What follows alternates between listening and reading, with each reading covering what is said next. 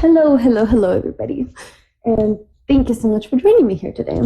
So, my name is Daria, and I guess this is going to be, sorry, I'm not even talking to the mic. This is going to be kind of a new way of this channel, if you will. Just kind of going over things about life and about my life, learn lessons that I have learned and wish that I have learned, and things that I would love to share. And perhaps maybe this will help somebody too. Just because I know of how many podcasts I have listened to so many people's stories, and the things that I have learned from them, if I only learned them sooner and applying them, that's the key, and applied them, I feel like I would have gone so much further. Not to say that I'm not grateful for where I'm at. I really am. And I am because of all the lessons that I learned, the traumas that I went through, everything that I have experienced. And I'm very grateful for every single one of those things. Absolutely. I would never, ever change anything of how my life has happened previously because it got me to where I am today, right? Which is, I feel like, for everybody in life, you know what I mean? You are today because of the things that you have learned in the past. But still, nonetheless, I'm still curious of how life would have been if I actually did learn all these lessons, right? So today I want to talk about 14 really big lessons about stress that I wish I knew 10 years ago when I was 19. They tie in quite a bit about stress, but just in life in general, which I feel like if I knew all these things, life would have been so much less stressful. So, without further ado, let's get to number one. So, number one. Realistically, nothing matters. Okay, and I'm not saying this in a I'm not saying this at all to be masochistic or anything or hedonistic or anything like that at all whatsoever. No, not at all whatsoever. You can look at this in both ways. You can look at this in terms of, well, fuck, nothing matters, or fuck, nothing matters, and the reason I feel like this little thing really reduces stress is because, think about it this way, realistically, in 300 years, will anyone really know about you or what happened or what you did? Will anyone ever really know? Probably not.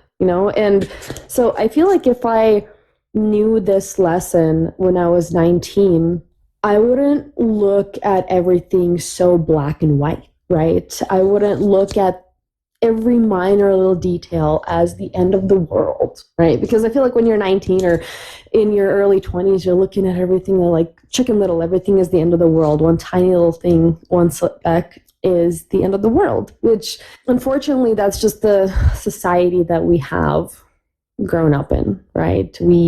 I feel like many of us are kind of brainwashed in a way to feel that any little fuck up that happens that we do or any mistake that we make, it's the end of the world and we're awful for it, right? This is at least how I grew up, right? Again, lots of past trauma, and we'll get to that in a little bit.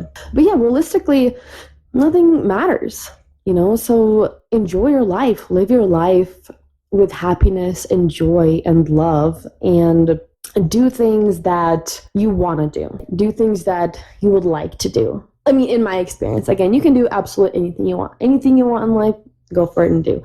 But realistically, nothing matters. Why we care too much? Just do the best you can, enjoy life. This is what I would tell my 19-year-old self. Again, everyone's lessons are completely different. This is just what I have learned, and this is just what I would have told myself when I was 19. And I feel like if I actually knew this when I was 19, if somebody drilled it in my head that, hey, realistically, in 300 years, nobody's probably going to know that you did anything that you do today, that you fucked up that breakfast or that you burned that bowl of cereal. Nobody's gonna know. How would they know? Nobody's gonna know, So that's number one. Okay.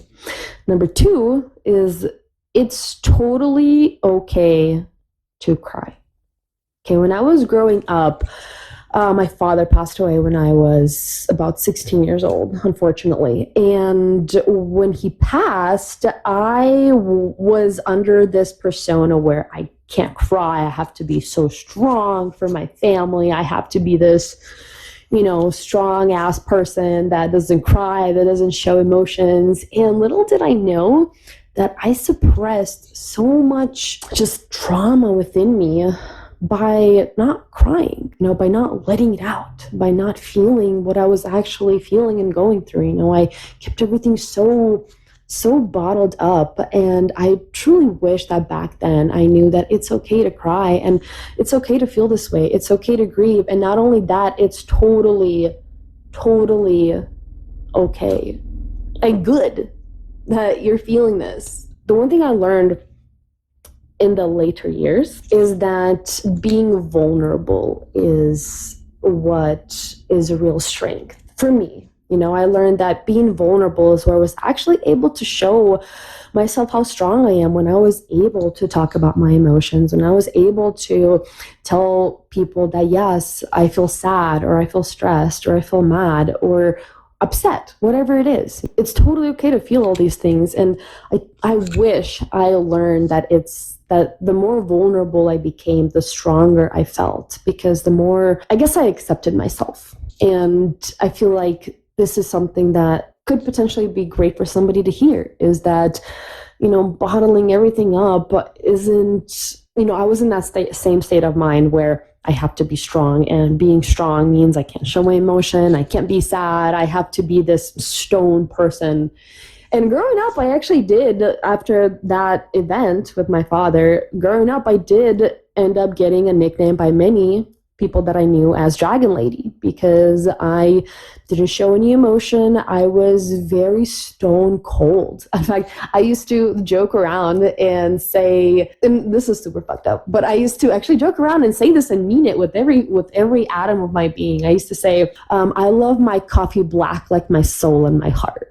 And I used to live by that mantra. And it was so freaking wild. But I learned that the more I expressed myself and the more I truly showed how I was feeling and let it be known, hey, I feel this way, and allowing myself to cry, allowing myself to experience these emotions, whatever they may be, and allowing myself to feel them and not shaming myself for feeling them, made life so much easier for me. And again, this is lessons that I learned and found out. And I just wish I knew this sooner, and actually implemented it. Because perhaps maybe if somebody did tell me, but I just didn't listen to it. And so hearing something and implementing it are two different things. So don't just listen, implement. If you hear something that you like and that you feel resonates with you, implement it, experience it, practice it. And with practice makes perfect. You'll get so much better at it. So, and then it stops feeling all weird and uncomfortable, All right, number 3. This one I feel like is probably my favorite. And this one I have just recently started to implement after I just turned 29 on the 10th of January. I just turned freaking 29.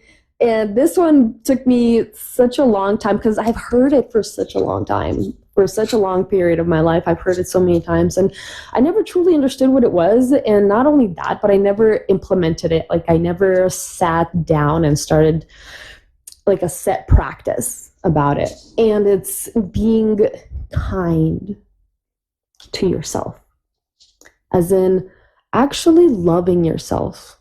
And that comes in so many different forms, right? So one thing I just recently learned, I kind of gave it my own little name for it, if you will, but I started doing this thing called empowerment journaling, right? And so I heard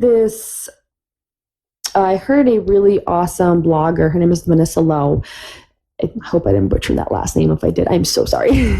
And she was basically saying that she started to tell herself that she was proud of any action that she did, no matter how big or small. They saying, I'm so proud that I even did this video today, or I'm proud of the fact that I went to the gym. I'm proud of the fact that I went and walked my dog. Because I feel like many of us are so focused on things that we didn't do and didn't accomplish. And we end up kind of tearing ourselves down. So she kind of went into the reasoning behind this as well, which resonated with my reasoning. So she said she grew up in a household where it was a lot of kind of self-criticism in a way. I also grew up in a household where like they didn't focus on what you did do right, they focused on what you didn't do. And so if you did grow up in that kind of household, more than likely you're very self-critical, which I grew up in the household and I noticed that, yes, I am extremely self-critical. And so I would focus on these things that I didn't do. I would completely ignore and disregard the things that I already did do, the things that I have already accomplished. And even for the day, brushing your teeth is an accomplishment. You know what I mean? Self-hygiene is very important, and you'd be surprised how many people don't have it or don't utilize it. What I did with the empowerment journaling is I actually have it on my little board up there. Every day, I sit down and I write out things that I'm proud of, no matter what. For example, I am so proud that I woke up and I cooked breakfast. I put so much love and care and attention into cooking this breakfast. I'm so proud of the fact that I had such a great workout. I went to the gym, I pushed as hard as I could, and I did it. For example, I'm proud that I'm making this video right now. I'm proud of the fact that I am taking care of my wonderful dogs. I'm like literally anything. And I noticed that when I first started doing this, good Lord, it was so uncomfortable. I felt disgusted. I actually felt so gross for some reason. Like I felt so weird that I'm proud of myself. Right. And so I don't know why, but yeah. And I've noticed when you start doing it, it feels so uncomfortable, especially if you grew up in a very criticizing household like I have. And it feels so uncomfortable. You don't want to do it. You kind of sit there and you're like, is this real? You don't even believe yourself that you're actually proud of yourself. But if you sit and mean it, feel it, I'm so proud of myself that I did this. It's extremely uncomfortable at first. Absolutely. But it starts to kind of rewire your brain to feel good about yourself, because how you think about yourself is how you feel, and how you feel dictates your actions, and your actions dictates your results. I'll write that right here, and so that you guys can see it too. Basically, the reasoning behind all of this is when you're proud of yourself, when you have thoughts that you are proud of yourself, you start to feel good about yourself. And when you feel good, you want to do stuff. You get this like intrinsic urge to start doing something. I don't know. This is just what I've experienced personally. After I started doing this, I just felt such an abundance of energy, because I started to think these thoughts and I started to actually feel good about myself. And then I started to do more. I started to do even more of whatever. I got this urge to go put on my snowboard bindings when I first started this, right? That same day, I was the first day. And I just felt such an immense energy flowing through me of this power. In a way, I guess that's the best way to phrase it, is I felt so much, personal power. And I got so much done that day, guys. So much done that day. It was ridiculous. That gave me so many results. Just that one tiny little thing. It started with just saying it. It started with me saying, I am proud that I did this. I am proud that I drank a lot of water today and stayed hydrated today. I'm proud that I gave my mom a beautiful compliment. Whatever. The thing I learned is there's no action too small to be proud of. Realistically, there's not anything. And the more you tell yourself this and the more you write this down, the better you feel. And when you feel great, you want to do something, you want to act, and those actions give you results. And so if I not only heard this and learned this, but if I actually freaking implemented this and did this on a consistent daily basis, oh my gosh, I don't even know where I would be right now. Like, honestly, I wish my 19-year-old self knew this. But be kind to yourself. Your words have such a power over you. However you think, whatever you feel will dictate how you act, and that will dictate your results. It's pretty incredible, really. It's pretty incredible. So I would 100% urge anybody to try this. I've tried it. Like I said, I've only been doing this for maybe like a week and a half or something, maybe 2 weeks, if that. I don't even think it went 2 weeks, honestly. I think I probably did this like last Monday or something. But I did this, and I found in just one little journaling session, which, I mean, look at these pages, it's one page, like one itty-bitty little page. I found such an immense help, right? So it was wonderful. I would highly, highly, highly encourage it. Number 4 is therapy. Any kind of therapy. Any kind of therapy, whether it's talking to a real therapist or talking to somebody that you know, just expressing what has happened. And knowing that it's okay to talk about whatever happened and acknowledge it. Whatever trauma, whatever event, whatever situation, anything that has happened in your life is completely valid, and it's totally okay to talk about it. And I understand there could be that internal fear of judgment. Whenever somebody comes to you and they are wanting some help, like, ask yourself how you act to them. If it's like a really good friend of yours and they're coming to you and they just have something major happen, how would you respond to them? Of course, you would want to listen, you would want to help. And that's what I found out that most people are wanting to do. They want to help. Everyone wants to help, and people are willing to listen. Any kind of therapy is great.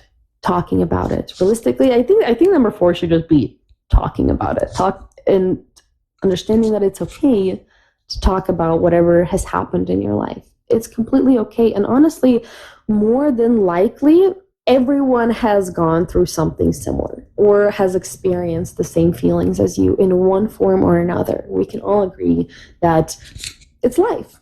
Shit happens, literally. Shit happens. It's okay to talk about it, and it's okay to acknowledge it because it happened. It is absolutely good to talk about it and get it off your chest.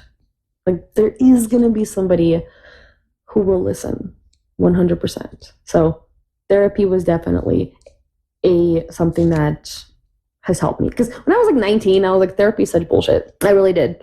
And then I experienced it, and I was like, it's not bullshit. It's great. But any kind of therapy, I feel like just talking about what has happened, if there's an event that has happened that is bugging you and it's really sitting really heavy on your chest, just talking about it to somebody and really opening up and being vulnerable is going to help. So I wish I knew this. Really, really, really wish I knew this. Okay, so really quickly, I just wanted to add this real quick into the video. So I understand that perhaps some of these things are not necessarily how to reduce your stress, right? But I've noticed that when I started to implement all of these things and live this way, a lot of my stress started to just melt away.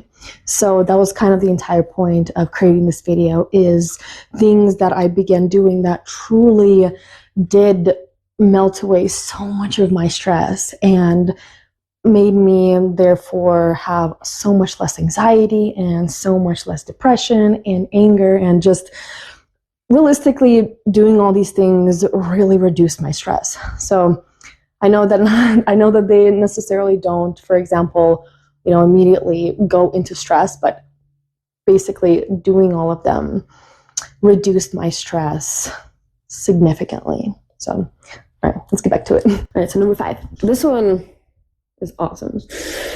Creativity is thrival. So basically what I mean by this is create anything. But just create whatever it is, whether you're cooking something, you're baking something, you're making some coffee, you're drawing, you're journaling, whatever it is that you want to do, create something constantly. I mean, obviously, like, not 24/7, but I mean, unless you want to, whatever. Everyone's different. But create anything that helps you self-express, anything that you want to share. Create anything. When we create, we feel alive. We have this urge to want to continue living. Whatever we create. Look at some of the most amazing artists out there in terms of musical artists. The more they create, the more they have this drive to keep living and to keep doing something. Basically here, create anything. Anything you want to create a masterpiece, create a little doodle, create anything, literally. Cook, play guitar, do something, make something. And I've noticed this with myself too. The more I am actually creating something, no matter what it is, whether I am creating a bowl of food for my dogs, or cooking their food, or creating a really beautiful picture, or creating, I ran out of examples, but creating anything, create something. Even just journaling. Like I journal every day. Every single day, because I have noticed putting my thoughts on paper and creating these just thoughts, creating this, not even essay, but this little story of everything I'm feeling or whatever I'm feeling. Just putting that on paper, I feel so much more enlivened. When I cook dinner, I feel so much more enlivened. But I feel like we all feel so much more when we have created something. We feel a sense of accomplishment in a way. We feel that we did something. We have that drive to keep moving forward. Again, this is what I have learned. So I hope that this helps you too. But creativity is thrival. It helps you continue moving forward and wanting to do more, perhaps. All right, number 6. This one I actually pretty recently learned, which totally 100% makes sense, because when I started backtracking everything, it really did make sense. But most addictions come from unresolved trauma.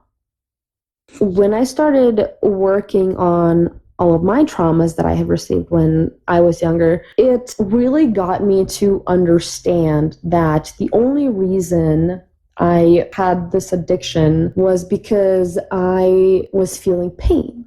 And I trying to numb the pain instead of resolving it and healing. And I wish I asked myself, what kind of pain am I feeling that could be causing this? Because I was never very introspective back when I was 19.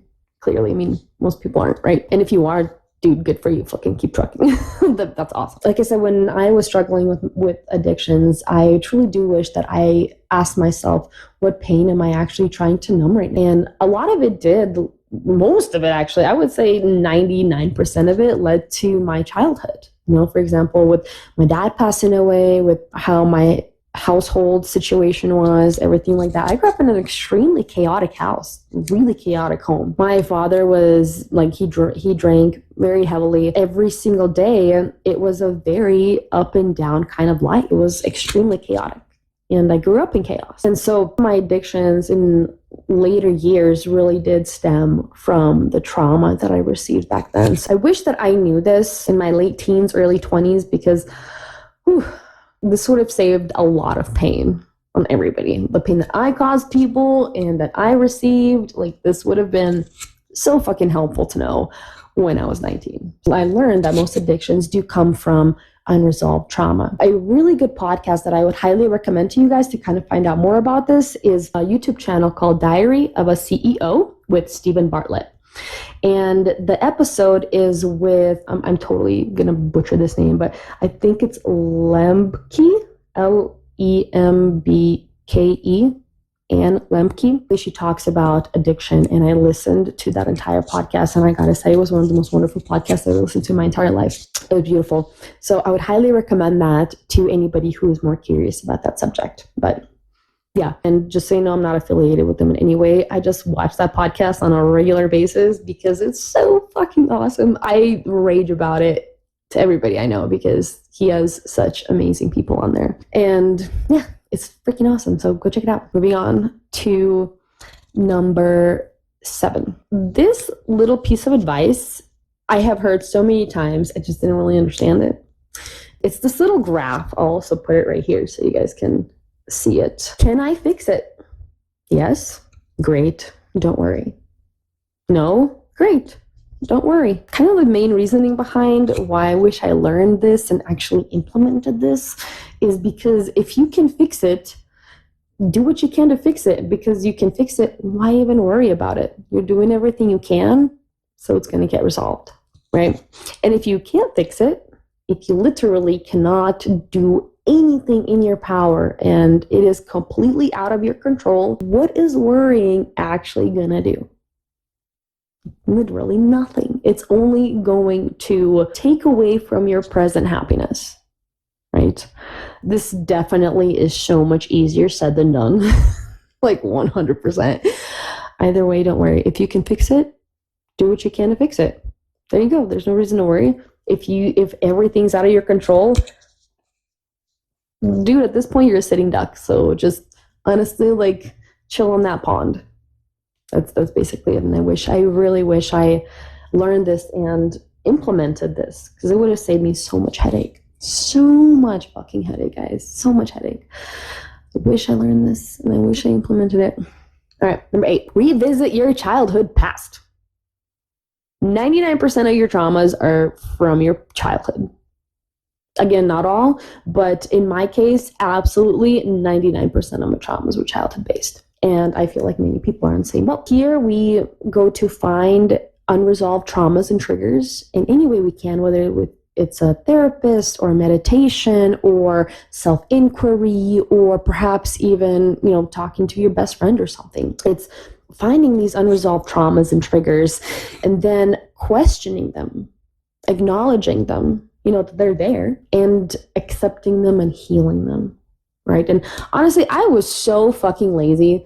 I wanted the quickest and easiest way out. And unfortunately, if you want good results, that's just not, like, in my experience, that's just not what's going to happen. If you want, like, I learned that if I want something long lasting, I'm going to have to put in the work consistently and just do it.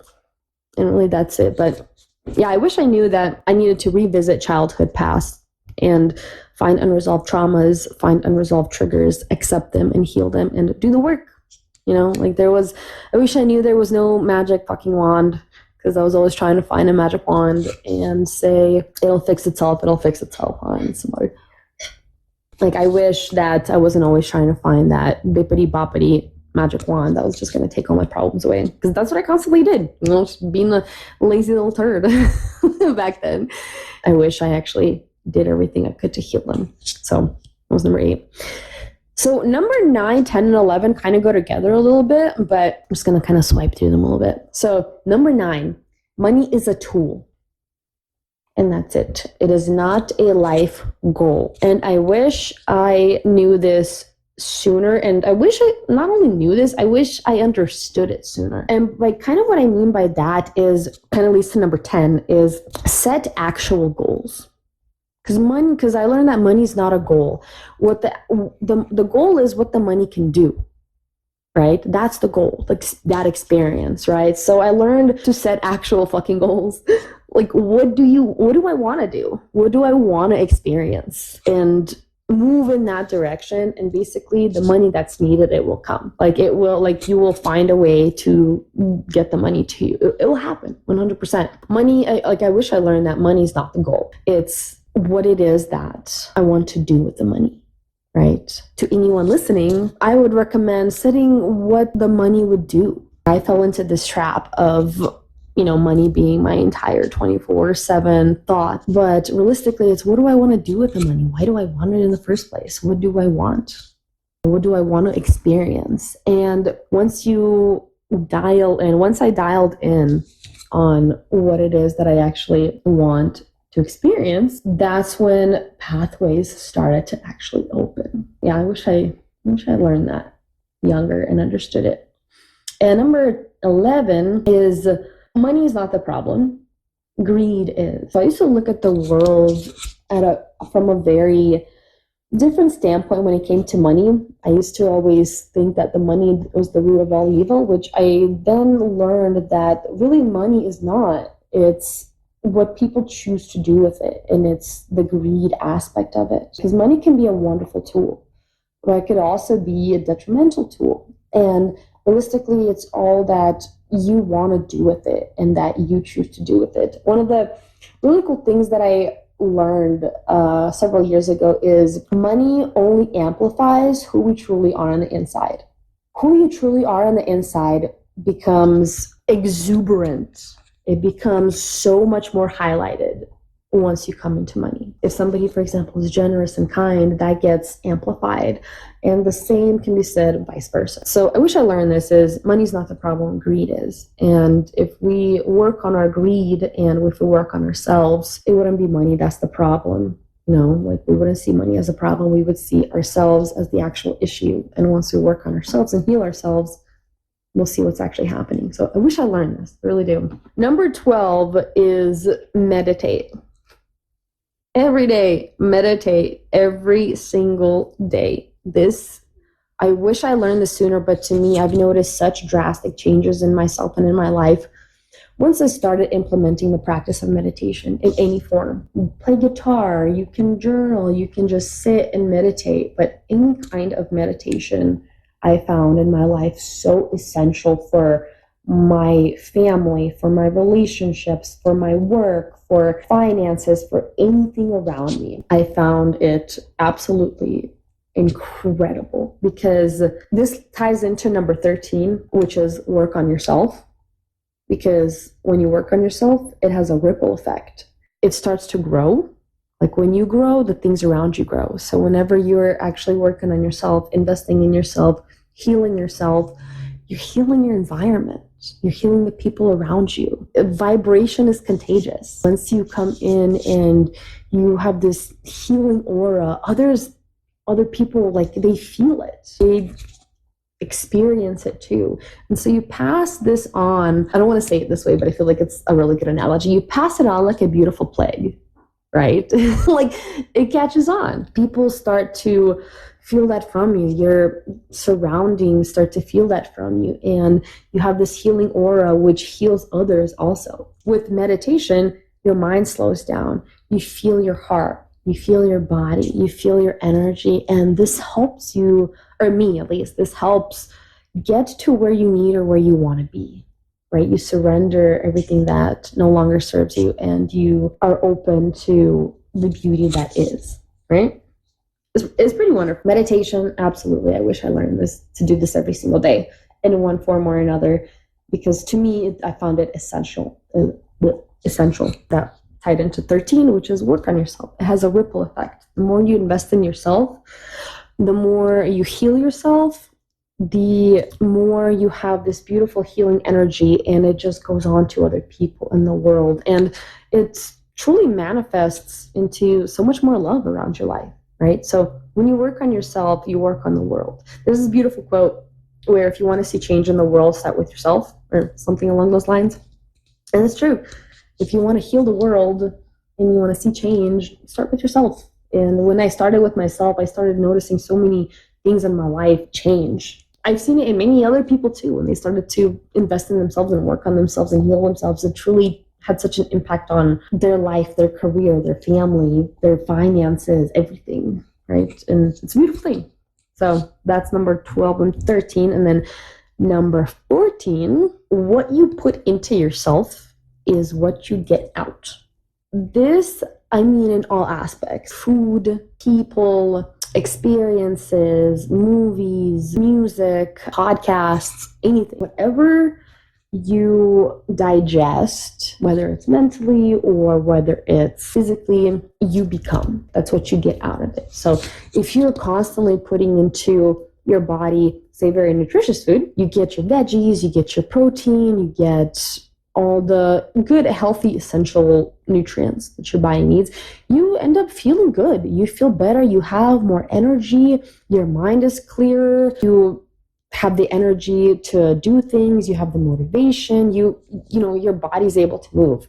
Same with your mind. Your mind feels a lot clearer whenever you eat good foods. And then when you eat really shitty foods, and I'm not saying I don't eat shitty foods. Like, yeah, of course I do love me some chocolate, right? But I also watch the chocolate that I eat too. And I don't eat it constantly. Absolutely let yourself have, but don't make it like an everyday. I learned not to do it all day, every day. And same with music. Whenever I was listening to this really, really sad music, I noticed that I was very, very sad and I was very depressing to be around. Like, I was very depressing to be around because that's all I listened to. I listened to all these breakup songs and all these songs that hated love and hated life. I noticed that I was also living that. And then when I noticed that I was listening to more upbeat songs and songs more about love and kindness and happiness, or about motivation, whatever it is, I started to notice that my vibration started to feel that way too.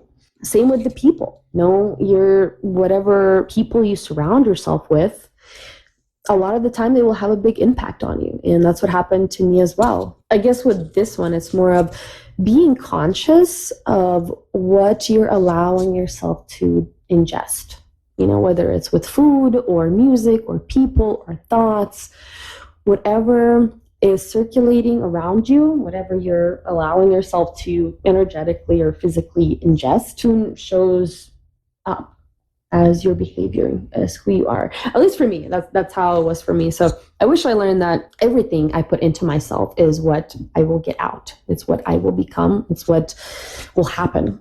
There's this really cool, when it comes to people, there's this really cool saying that I heard years ago. Show me who your friends are and I'll show you who you are. For example, in a group of 6 people, right, that smoke, more than likely a person that enters that group, they'll become the 7th. Same thing can be said, for example, if you're in a room, if you're friends with, say, 6 millionaires, more than likely you'll become the 7th. And these are very extreme examples, but it kind of gets the point across. Yeah, whatever you put into yourself is what you get out. Whatever you surround yourself with, whatever your environment is, whatever you ingest is what you will eventually become.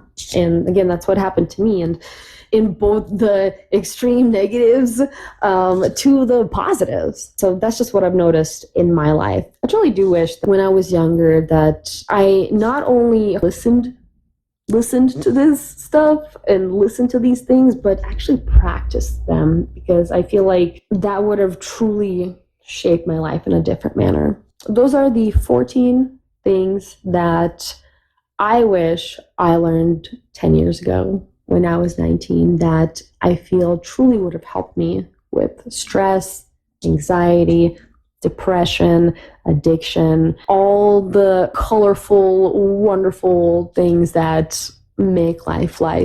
So I truly do hope that this has helped you guys in any way. If it has, leave me a comment below. If you have any questions, I'm more than happy to answer. If you want to share something that you wish you learned when you were 19 or 10 years ago, please feel free to share, because I want to know. I feel like the more we learn about each other, the more we learn about ourselves. I would love to hear, I would love to listen. And if you guys enjoyed this video and if you feel this video has helped you in some way, feel free to share it. I would absolutely love that. The more information, the more perhaps knowledge and wisdom that we share with one another, the more wise we become. And I guess the better the world will become eventually too, right? Yeah, I hope this helped. And I am super excited to share more to come. I hope you guys have a lovely rest of your day, evening, morning, whatever it is. And I'll see you guys soon.